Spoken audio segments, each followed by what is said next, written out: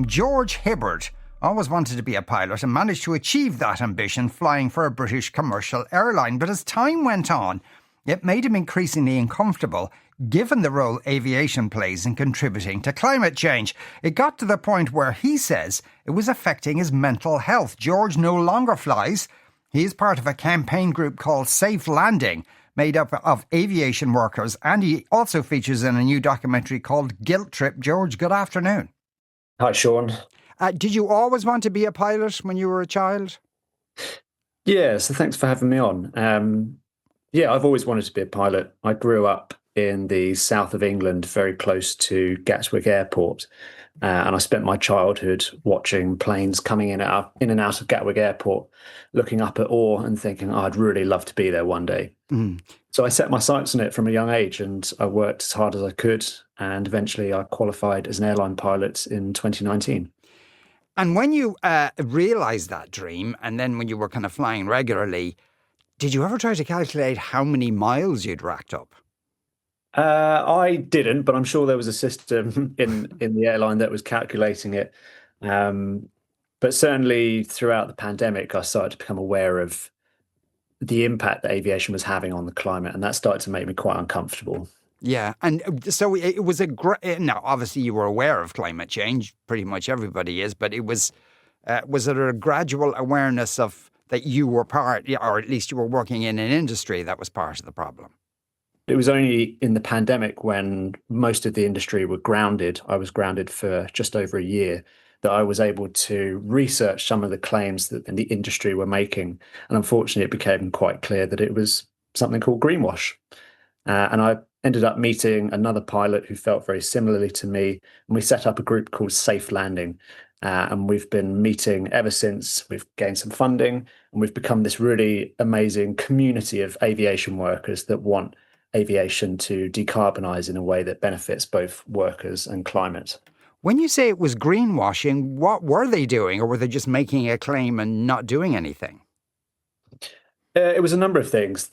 When there weren't many regulations on claims about the climate at the time, a lot of airlines around the world have been shown to be misleading the public with the amount that they're doing for the climate. And did you bring these concerns to your employer at the time? I did, yeah.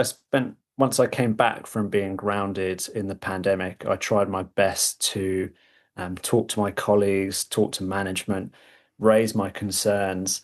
And a lot of other pilots were feeling very similarly, and it made my work life quite uncomfortable. And I started to develop something that I now know, or I soon found out, was called eco-anxiety.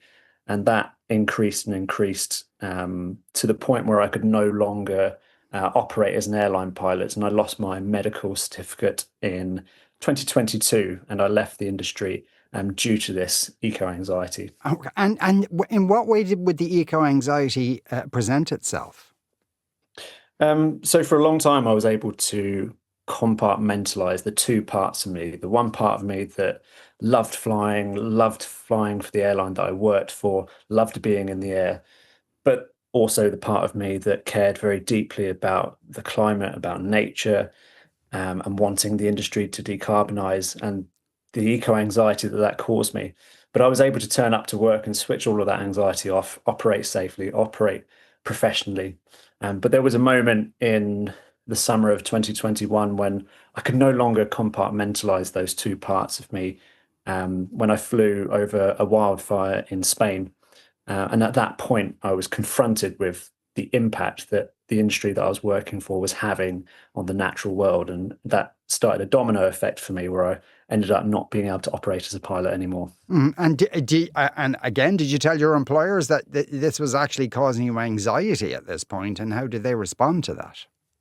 Yeah, I did. And the airline didn't really know how to respond, because eco-anxiety is somewhat of a new phenomenon. It's not really recognized in like mental health dictionaries, the DSM, for example. So they didn't really know how to deal with it. And they also didn't really know how to deal with something that I was very clear in saying, that this is being caused by something that's completely out of my control. climate breakdown, but also being made worse by the fact that the industry that I work for, the industry that I love, is not doing enough to tackle it, and that's causing me a huge moral conflict. But whether they could deal with it and understand it or not didn't really make any difference. At some point, I had to say, look, I don't think I can continue being a pilot because I'm going to lose my medical certificate as a result of this anxiety. And I left the industry in June 2022.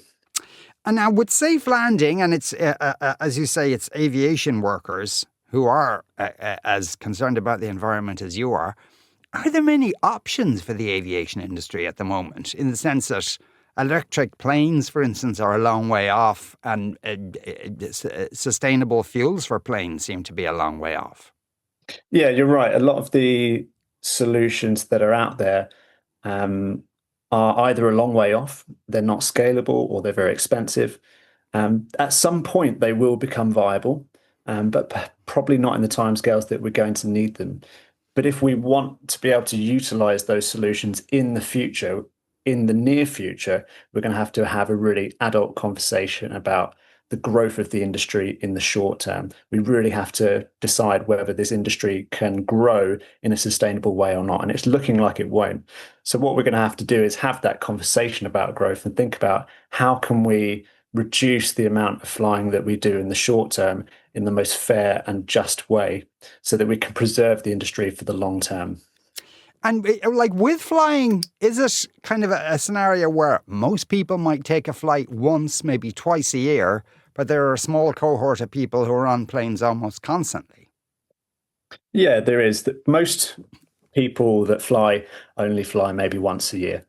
Interestingly, 80% of the planet have never set foot on a plane. So this is something really the global north only does.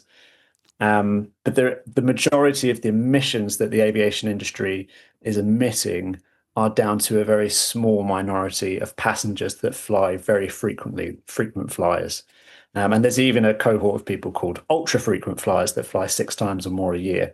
So actually, to reduce the emissions that the industry is emitting right now, all we have to do is implement things like a frequent flyer levy to discourage frequent flying. And those that do fly frequently pay a disproportionately high amount for it. So that money can be put back into innovation and the technology that we need to bring those solutions forward 5, 10 years, and even put that money into low carbon transport like buses and trains to make them cheaper and more accessible for the average person.